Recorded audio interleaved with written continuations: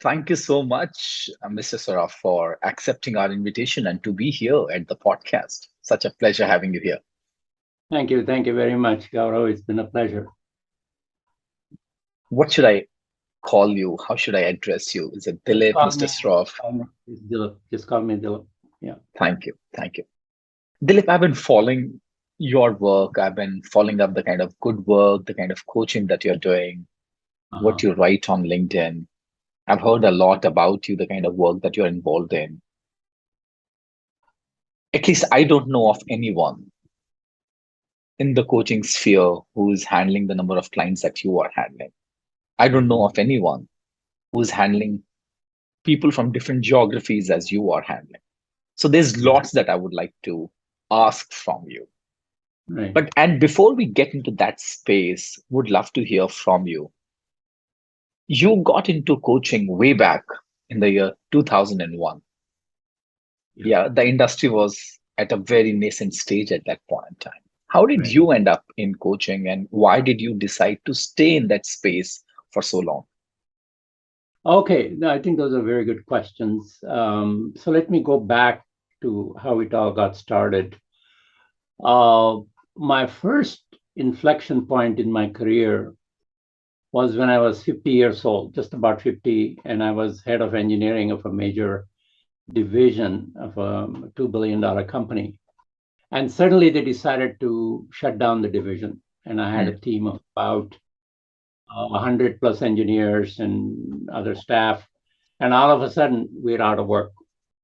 And at that point, I said to myself, look, here I'm 50 years old, I'm out of work.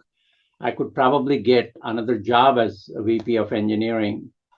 But what happens if I get laid off at 60 or 70 years of age? And I said to myself, there's nobody who's going to give me a job at 60, 70, 80. I'm 80 right now. And so I said, no, I need to change my track and go into a new direction. So I moved from high tech, which is where I was, head of engineering, into biotech because biotech was very hot at the time. AIDS was coming up and nobody had an instrument to detect AIDS progression and so forth. This is 1989. And I don't even know if you know the history of AIDS, the disease that defied any detection and treatment and so forth.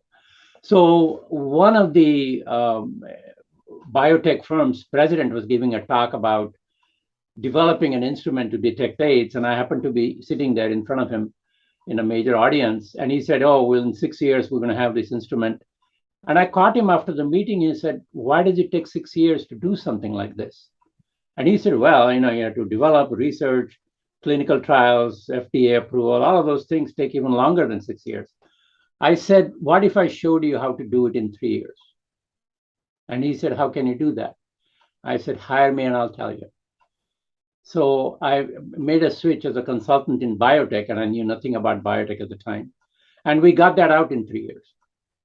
And that instrument is still on the market for it's a desktop instrument that detects early signs of AIDS disease. So that was my first foray into doing something new. Then I changed. I did that for about 6 years. Then I changed career again, and that brought me to 2001 when I had just suffered another layoff.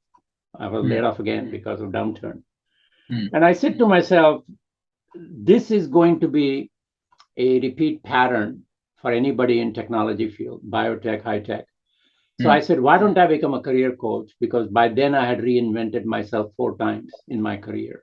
hmm, Actual reinvention, not just another job, but another career. I've done that hmm, 4 times. I said, why don't I show people how to do that? And everybody was laying off in 2001, major layoffs, Hewlett Packard, Cisco, Amazon, Google, you name it. Everybody was laying off. I mean, literally. And you probably know that it was everybody was imploding. So I called a company that does work with people who are laid off and called the head of that company and said, whom do you have that understands engineering, that has been an engineer all their life and has reinvented himself 4 times before? I can show people how to do that. And they didn't even ask me, do you have a coaching certificate? Because they didn't have any. have you coached before? And I hadn't. And she said, can you come and show us how to do it? And they engaged me. I was there for 4 years. I wrote 4 books out of that experience and worked with literally thousands of clients. So that's the history of how I got into coaching. You're talking about reinventing and Right. transitioning from engineering mindset to a coaching mindset. I personally believe requires some kind of efforts. I'm an engineer, by the way. I did my engineering in computer science and got into that space, and somehow I could not find my mojo in that space, and thus left it, got into other stuff, and slowly and steadily, I think coaching found me. Mm-hmm. Mm-hmm. Just curious, Dilip, what shifts did you need to go through to make that transition happen for yourself? That was a little difficult, and I'm sure you would have enjoyed that as well. Right. I mean, that's a good question. But the thing is, a lot of the people begin to think about doing something in a new direction, starting with what they don't know, right? They say, well, I don't know how coaching works. I don't know how people respond to coaching. I don't know how effective coaching would be. What if I fail? That's the mindset most people start. I start with the opposite mindset. And I say, okay, I became a career coach 2001, and I was probably the coach who gave the most innovation in that company. And these 4 books I came out of that experience reflect some of that innovation in how to develop your message, how to brand yourself, how to develop Mm, your unique value proposition. I came up with that because the old paradigm simply didn't work. And especially in the time period we were in, where everybody was laying off, you had to figure out ways to innovate to find jobs because everybody was laying off. So one of the ways, in fact, that letter is in my first book that I wrote. We wrote a letter to Steve Jobs. One of the clients had an idea about some computer that Apple had that had some maintenance issues, and he came to me and he said, "Look, if they do it differently, this will be so much easier to service and maintain and so forth, and increase the life of the computer." So I said, "Why don't you write to Steve Jobs?" So we wrote to Steve Jobs, sent that letter FedEx, and within a day, his secretary called and said, "Mr. Jobs has read your letter and he wants to meet with you." When Apple themselves were laying off at the time, and that letter is in my book. So the point I want to make is, regardless of how the macro situation is, there are always pockets of opportunities that people fail to see. And part of what I was able to do in my coaching practice is identify those and figure out a way to tap into those. And then you don't have to be a great coach. You don't have to have a certification and all the stuff that people say I don't have, right? You see what I'm saying? Because the function of a coach is to find opportunities for people to tap into, whether they themselves think they couldn't do it without mm, somebody telling them they could do it. mm, And mm, if you mm, get people to accept that paradigm, then you are an effective coach, right? That's my mm. definition. And Yeah. so over the years, I've worked with like 7,000 clients now, and age groups from 14 years is the youngest I have. The oldest client I have is 76 now, and everything in between in all walks of life, from movie stars to music directors in Hollywood to scientists to, neurosurgeons to you name it. I have clients in all these areas. I'm not surprised. I was just listening to one of your interviews where you mentioned that people limit themselves with what they have done. Right. And in fact, I was thinking one of the older paradigms that I used to believe in is that you can predict somebody's future looking at one's patterns and one's history. What's your take on that? I think it's a very simple one, right? Like when somebody comes to me and said, Dilip, I want to go in a new direction, and how can I do that? And I asked him a simple question. I said, can you fly an airplane? And the immediate answer is no, I can't. But if I had asked them, have you flown a plane? And if they say no, that's a very different answer. Because When I say, can you fly a plane? The answer should be, of course, teach me how to fly and I'll fly it. To see how people limit themselves by how they perceive what's being asked of them without thinking what is the correct response. And in the so responding, they defeat themselves. You understand what I'm saying? What a beautiful analogy. The distinction that I'm creating right now is have you flown an aeroplane is very different from can you do that? Because can is a question of capability. Have Right. you flown is a question of what you have done or not done in the past. But the immediate answer is, can you fly a plane? I said, of course not. And that's the mindset most people bring into before coming into this coaching practice that I've Mm, done. And we've done some amazing work. I mean, I can give you one example just as a mm, sample point. This client came to me about 10 years ago, first level manager, very frustrated. He said, I don't see any hopes for getting me, up in my career and getting some leadership roles and so forth. mm. And we've been working with her now for the last 10 years. And last year, exactly a year ago now, November of last year, she's now the president of a $3 billion organization that's Wow. global. Yeah. And she manages Wow. like 4,000 engineers.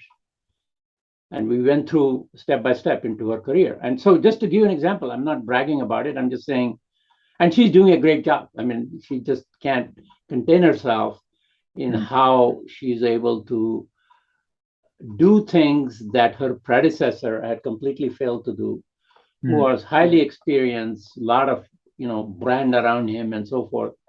And yet she's totally able to redefine her role as the president of this $3 billion organization. And so this is an example of how people limit themselves by they looking back a rear view mirror and say, well, being a manager, maybe I should be a director and maybe retire as a VP, right? I mean, if that, and she's only 40 years old, right? So, I mean, and I can't take credit for it, but the only credit I can take is guiding her in a way that she saw a possibility and she said, I can do that. And she did it, and then she did some more and so forth. And this is just one example. I'm not saying every client is that successful, but these are the ways people find a new uh, way to apply themselves that surprises them and puts them in a very different realm. Dilip, let's shift the gears. I would love to understand your clients. I would love to understand the people who are able to make it to the senior leadership team from the lens of an organization. You know, you call yourself a career coach, and as you're mentioning that you have you have coached over 7,000 people in the last Mhm. few decades. What do you think is the most important trait an organization looks for before they hire an individual at the leadership level?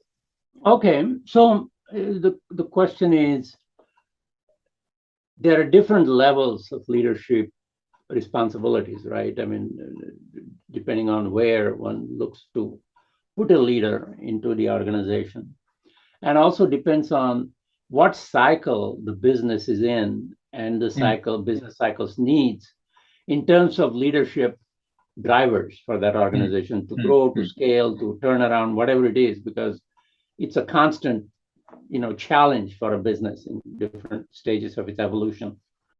And so I would say that for an organization to find a good leader, they need to define what the needs are in terms of what drives to their next level of scale mm, and how does that attribute or characteristics the leader brings is going to help them, and then define that, and then find the leader through a series of screenings and calibrations and interviews and all the stuff, the process people do. mm, And mm. so I think it depends on situational needs of an organization, and I don't think there is a pat answer. My side is getting the clients ready to take on that leadership role, because Mm. most people feel like, they're not ready. They feel like, they lack something, or they're carry the imposter syndrome. I don't know if you know what that is. Yeah, All yeah. those kinds of things. So, right. So part of my duty, I call it, is to dispel all of that and say that, Mm, look, here is how I see you doing what you do, because I see that within you to be able to do it, and prove mm, me wrong. Like this client I told you about, who is now the mm, president of it. Um, Another case is when a person was in consulting background, and he said, mm. Dilip, I'm tired of consulting. I want to go into the corporate world. And this is, again, a 10-year-old client. I've been working with him for 10 years. And he really did well in his career evolution, went from a VP to senior VP to president of the large, it's a $2.5 billion organization. And he said, now I don't see any room here for me to grow. I cannot be a CEO here. How can you get myself into a CEO role? Mm. So we worked on that for 2 years. We positioned him correctly. We started marketing him. And just about 4 months ago, he landed as a CEO of a major biotech company in San Diego. Right. So a lot of it depends on how much they're willing to believe in themselves, Mm. and how much they're willing to work with things that they think out of reach, right? Mm. And I Mm. always tell them, your reach should be greater than your grasp. And Wow. yeah, your reach should Mm. be greater than your grasp. Since you're talking about your reach should be greater than your grasp, and we are talking about the transition from one role to another, transition from one company to another, transition Yeah. from one country to another, transition from, as you are talking about, the vice president to the president. Transition of any kind is very painful. It's very painful, requires a lot of shift at the mindset level, tool set level, skill set level. You need to learn new traits of the game. You need to learn new tricks of the game. You need to get out of your comfort zone and explore the uncharted territory. So, what according to you come in the way when one is exploring new possibilities for self and make that necessary transition, be it a transition, a new job, as I mentioned, a new role, career, something in the personal life? Actually, I mean, I beg to differ with you. Transitions are not painful as you predicated here. Transitions are exciting if you're going in the right direction for yourself. Mm, Even though the next step is an unknown to you, if that's something that you cherish and say that I want to really explore how I can benefit or how I can contribute in that role, next role, whatever that is. So, my view is, if you're on the right path, that transition, rather than being painful, is exciting. And it's that excitement that allows you true. to apply energy in a way to make that successful. Because, everybody claims they know all this stuff. Nobody knows as much as you think they know. Mm, And the question is, how much are you willing to not let your limiting beliefs put a break on you or create headwinds for you, and just act confident? Like when I was coach, 21 years ago, I didn't know anything about coaching, but I never let that stop me. I said, what do you want to do? And they said, well, I want to do this, I want to go in a direction, because everybody was laying off from technology, everybody wanted to reinvent. And mm, I said, I've done that 4 times, let me show you how to do that. And not every reinvention was successful, mm, but a lot of people landed in completely different roles that they never thought they would be able to, right? mm, Because, not that because of me, but because they kind of opened themselves up to new possibilities and not let anything stop them. mm, So what mm. was stopping them was their limiting beliefs, right? And So so, a lot is to be done by the mindset one is operating from. absolutely, yeah. Mm. I keep saying, you live in your mind, not in your house, right? You live in your mind. And your one-liners are world class. I still remember another conversation where you mentioned Being useful and being smart are two different requirements in the corporate world. Oh, absolutely. Absolutely. For me, it was like, wow, I never thought like that in the past. That's very true. I mean, I've seen a lot of very smart people who are not terribly useful. In fact, they get in the way of teams Mm, because they assume themselves to be so smart that nobody can work with them. And in fact, in my own organization, I had a person like that. And one of the first things I did to him was, after telling him it's not working, got rid of him. Everybody was shocked. He was the smartest guy in the team, but mm. nobody could work with him. And this happens a lot because How did you how bite that bullet? no, I just said this is, as a VP of engineering, that's my decision. But collectively as a team, we are stronger than he is or ever will be. And it worked. It happened. The guy left. Everybody said we can do without him. We didn't realize that, right? And so nobody is indispensable in an organization, because if you create such indispensable entities in an organization, you are a poor leader.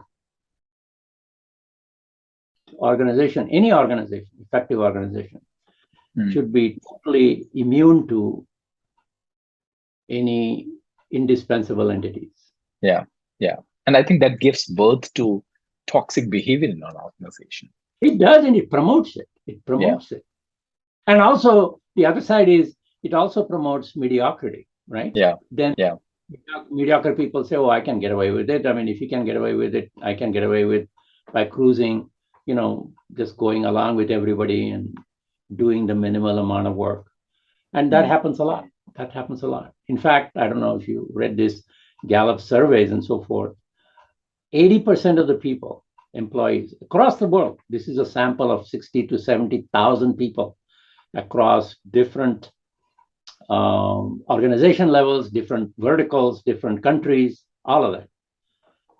About 80% of the people are not engaged in what they do. Only 20% pull the weight. I don't know if you've seen that. Just Google Gallup surveys. I'm not at all surprised. There was another survey that I was reading some time back where it talks about the employee engagement scores and Right. what percentage of the people they're actually contributing to the overall top as well as the bottom line of the organization. Dilip, you have done a lot of work with different organizations from different countries. And if my memory supports me, you have done work from 20 different nationalities. Right. Probably more. Yeah. What have you noticed are the differences and the similarities in leaders from different geographies, be it India, China on one hand, be it US on the other hand, be it European countries on the other hand? I wouldn't say that. I wouldn't categorize them by their cultural, geographical background. They're all smart. I mean, look at how many Indian CEOs are here, like Google and Microsoft and Mastercard and now Starbucks. I mean, so certainly the leadership traits are independent of where they come from, right? Indians happen to be bringing certain values in how they manage people, manage their organization, and their commitment to work, which kind of elevates them above everybody else because of their values they bring. But I would say that I don't think any particular nationality or culture brings any particular trait that is useful to leadership. But the flip side of that is what I found to be, and this is a studied topic, I mean, you can look it up, it's called power distance, PDI, power distance index. And what that is the perceived difference people have between their level and the next level of leadership. It's called PDI, power distance index. And people in open cultures like the United States, and I think Australia is another country, and maybe there are some other countries. Canada is one of them. The PDI is quite small. It's like 1 or 2 or whatever it is. But in other cultures like China and India and some of the more traditional, cultures that come in, that PDI is quite high, right? You always call your boss sir, and you never argue with your boss, and you always obey what they do. And even our parents told us that. Don't disobey your boss, right? I don't know if your parents. Yeah. And I think that's their relationship with power. That's their relationship with authority. Right. But I think that drives their thinking, right? I mean, so if the PDI is small, then they are able to influence even upper echelons because they are not afraid to voice their views. But if PDI gets in the way and a boss has a certain point of view, I'll not then even you're not say, going to I'll tell not anyone. even open my mouth. Absolutely. Yeah. Because because I worked in India in that culture. I worked in fact, I was in Delhi, right? Worked for 3 years at a very major corporation. And, just not to name anybody, but Lalaji's word was the final word. What the general manager said, and regardless of whatever anybody said, regardless if it was right or wrong. Every time the Lalaji opened his mouth, everybody said, yes, sir, we'll do that for you. And so that's the PDI problem, right? Power distance index problem. And so your question, it's not so much which country brings the best leader, it's which country's cultural baggage that they bring creates a leadership drag because of that. So would it be a fair assumption to make that countries like US, countries like Australia and Canada that you're talking about bring in a different set of cultural baggages as countries like India, China, Indonesia to some extent they bring in, right? And that definitely has an impact on the way one shows up as a leader and also the way one treats their leader. Correct. Both up and down, right? Up and down. And I have many clients who come to me with their boss or their boss, skip boss, being either Indian or Chinese or one of those high PDI cultures. And many of those relationship problems stem from that mindset. It's very difficult to give them countermeasures or remedies that they can adopt to have that relationship work for them. You know what I'm saying?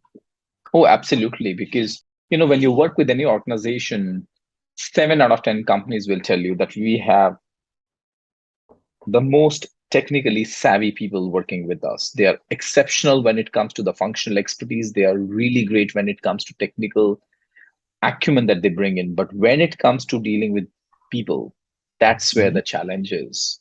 And as I'm listening to you, the power distance index is one of those several reasons why people will get into that challenge when they're dealing with their peers, when they're dealing with their seniors, when they're dealing with their team members. What do you think could be the possible other reasons that might come in the way? The other reason is a lot of the times, and I've seen this firsthand, a lot of the times, almost often, I would say, people who come from technology, engineering, science kind of background, where cause and effect is the cardinal principle, right? Every cause has an effect and vice versa and so forth. So, and systems are linear. In fact, you can predict the linear system, how it behaves, that kind of stuff. And with that mindset, they expect the human beings that they deal with behave in a similar linear fashion, and they don't. It doesn't work like that. But the other side is, it's in fact simpler than, in my view, simpler than working with complex linear systems, because if you take the mindset that I can get somebody to accept my argument by advancing a logic that is based on what the person's preferences are versus my preferences are, then that argument becomes far more sellable, right? I'll give you an example. It makes it easier. People just assume that because somebody is doing well in, let's say, his or her role in an organization, that I should give her or him more money in the next review cycle, right? That's my assumption, because money is important to me as a manager, right? But that person says, I make enough money. I don't need any more money. Instead, give me some time off and give me some time for me to explore new areas of work. mm, And that would be compensation for me rather than giving me more money. But until you ask that question, you never know that. mm, And a classic example, and this is an actual story, one very senior guy was up for a raise, and his boss said, "Look, you've done such a terrific job. You got 10 patents this year and this and that. We're going to give you a 20% raise." And he said, "I don't need that raise. I make enough money. But if he can give me the painting or an etching from this artist that I can hang in my wall, that'll more than make up for what I don't have." Right? But if he mm. didn't ask him that, he would have never known that. Yeah, And with yeah. the raise he would have given him, he would have been even more unhappy because he didn't get that etching that he wanted in his Mm, office, right? You see what I'm saying? So I think human beings are far more predictable than most people give credit for. And mm. the problem that we run into is we assume that the other side shares the same values that we do. Yeah, yeah, And if we don't explore that, you will always end up with that being a puzzle to you. yeah. And that And we will not, start judging the other person. right, right. Yeah, How can he not like money? I yeah. mean, so that's the other side of it. So the other side is PDI is one, but the other side is understanding how to see what is important to the other person and Mm, how to package it so that they see what they want and get mm. excited about it. Dilip, I hear you when you are saying that it's really important for a leader to reach out to his team members, to reach out to her team members to understand what do you care for. Now, Right. interestingly, in the world where we are living in right now, Mhm. where people find it still difficult to move out of work from home mindset and Right. get back to the corporate. So that means corporates are opting for hybrid model. Mhm. What kind of challenges do you foresee because of this hybrid culture? And what is the possible way out? And how can we deal with that? I think that's a very good question because it's a major psychological adjustment Yeah, in our social contract, if you want to call it that, because yeah. we like to work on in your cubicle, take a walk, gossip, go talk to somebody, share an idea, go to their board and chalk something up, and those kinds of things. That's the typical working environment, and all of that is somewhat now foreign to us because in our work from home situation, those resources are no longer available. And consequently, we need to adjust that in the way we look at how to keep our mental health and how to keep that social connection and how to stay productive requires a shift, right? And that's not an easy shift for a lot of people Mm, because they feel isolated.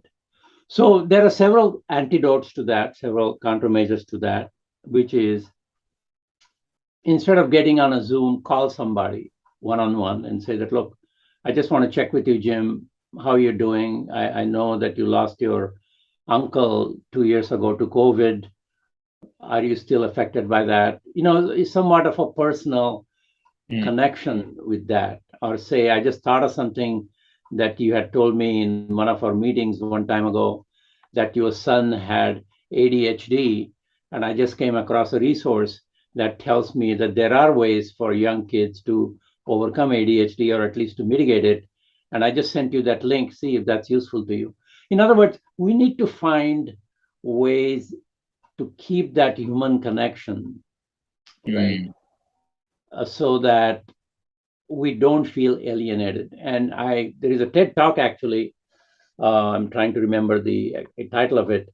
Is that the human connection is actually a resource that allows us to heal a lot better than any medicine that will allow us to do it. So we Precisely. need to kind of maintain that humanity around us and try to keep that connection even though we are remote. And it's possible to do that. For example, Mm, how many people call their boss and tell them that, boss, look, you've done a great job throughout this COVID thing. I didn't miss anything that I needed because the way you conducted yourself. I want to make sure that you are okay, right?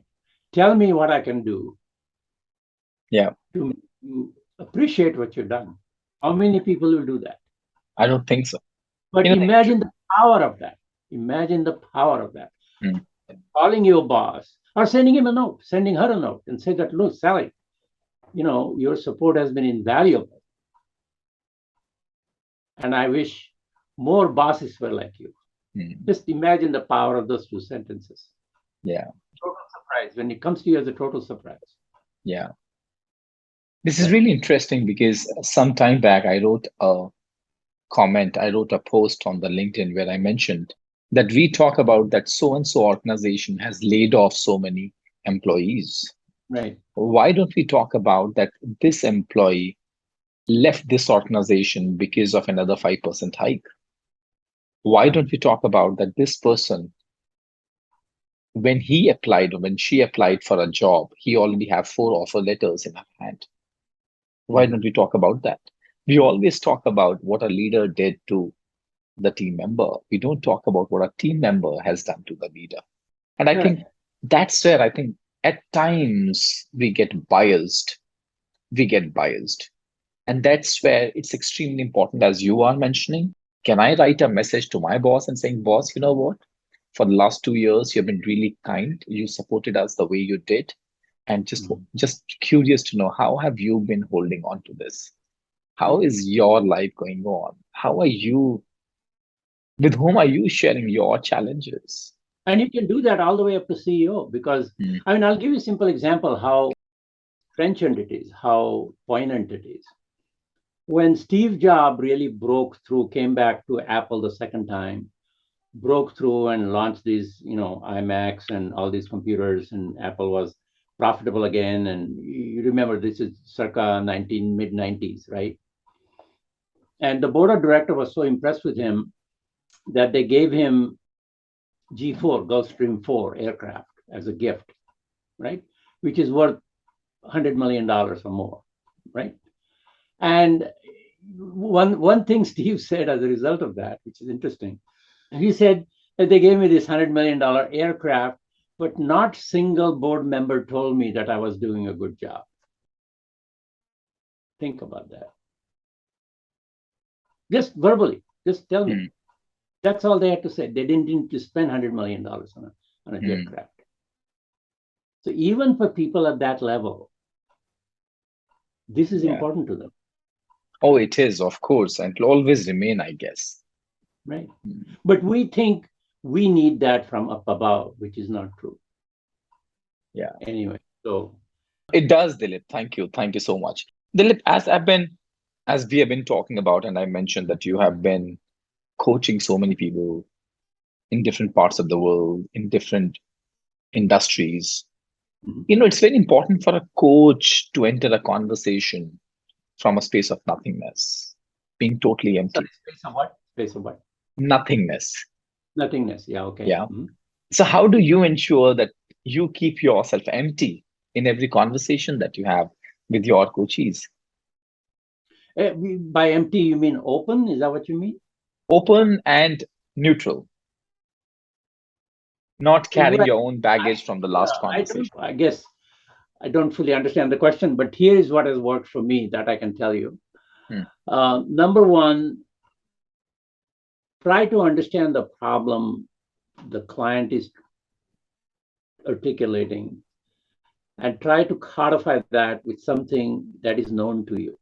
In hmm, other words, there are only so many problems, right? I mean, I can tell you all the coaching I've done with 7,000 some people falls probably into 4 categories, right? hmm, One is relationship, right, which is about 80% of my practice.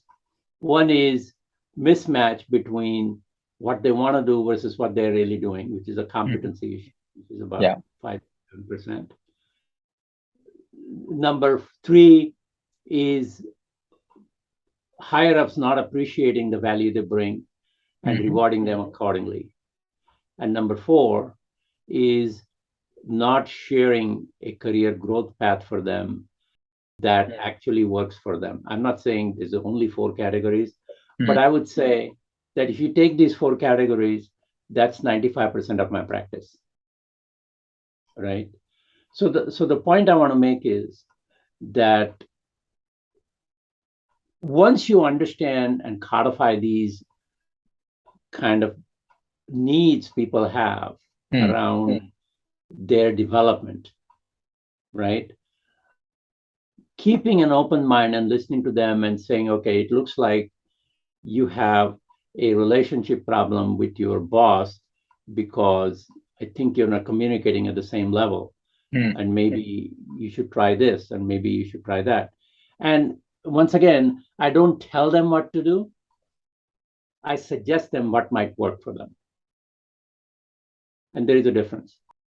And it's more of a Socratic method of identifying if that's the problem, will this work? And maybe that's the hypothesis you should test by saying Mm. this to the boss and see how she reacts to it. Mm. And then take the next step, right? Most people just assume that it's a hopeless relationship that they cannot recover. Nothing is ever hopeless. At least I haven't found it to be. There's Mm. always Mm. some way to find a way to penetrate that. Yeah. But Yeah. people don't have those resources internally. It requires a lot of emotional stamina, a lot of self-confidence, a lot of good ability to articulate your true logic in a Mm. way that is not offensive. And that's not easy. Dilip, when I get into coaching conversations with people, at times I tend to carry that energy in my own life. Mhm. That impacts me. What are those Oh, practices that you follow that allow you to stay grounded, not carry those baggages, not carry that energy into your life, mhm. and not lose your sanity? Right, right. No, I keep, for lack of a better phrase, a proper clinical distance between my practice and my life. I guess Hmm. that's the best way I can phrase it. Because if you don't, then it'll consume you, right? I mean, I just recently I have a case where um, my client's son is Hmm. accused of molesting and even going beyond that a friend of theirs that they've known for many, many years. And as a result, both of those families have just become adversaries and they're not talking to each other and so forth. And the way it was presented to me was in great detail how this all happened. And yet I looked at it clinically in the sense that what are the issues that are now causing these two families to behave the way they do? And what are some of the ways that we can make them come together without losing sight of what has happened? And that's what we are working on currently. This is a current issue right now. Hmm. So the point is, if I let that bother me, I mean, I would be wasted. I would not be a useful coach, Yeah. right? So you have to maintain that clinical distance and you have to yet be effective in how you deliver So, your. what are those practices that you follow on day-to-day basis that might be of some? I don't think there's any practice as such. I mean, I listen, I try to guide them, I see how they respond to it. I ask them to try it. They come back and say, well, that worked, but that didn't work. So let's tweak it. And so I do this interactively, and I somewhat do this without attaching myself. That doesn't mean that I'm not engaged with the coaching Hmm. connection. That's not what I'm saying. I'm saying I don't bring it home with me. But Hmm. I'm thinking about what would be the best approach. I do that in the shower. I do that while shaving. I do that, but that Hmm. doesn't eat me away. It doesn't eat at me. That needs addressing. So, Dilip, if you were to give a piece of advice to your own self, to your younger self, when Mhm. you would have started your coaching journey, Yeah, what would you offer? I would say to myself, my younger self, that the problems of humanity are universal. And you just need to find a way to codify the problem that you are facing and find a solution that they can make it work for themselves, not for me, but for themselves. And it took me a long time to figure out how to get there. And I'm still struggling with it. I mean, I don't have solution to all the problems. And yet I feel like I've done the best I can to listen to what they are struggling with and how they could overcome it and what will work and what may not work through an ongoing dialogue. And it's not, binary. It's not cause and effect, and it's not this or that. It's how can we interactively make this thing work productively and trust it. That's what I would say to my younger self. Yeah. Thank you so much, Dilip. What a pleasure listening to you, extracting wisdom from your experience. I think. Very good.